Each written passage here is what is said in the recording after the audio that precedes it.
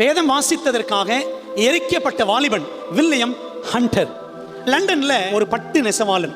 என்ன செய்ய தெரியுமா? அவனை எரிக்கும் பொழுது வானத்துக்கு நேராக கைகளை உயர்த்தி, கர்த்தாவே கர்த்தாவே கர்த்தாவே என் ஆவியை ஏற்றருளும் என்று கூறி சத்தியத்துக்காக தன் ஜீவனை விட்டான். எதுக்குங்க?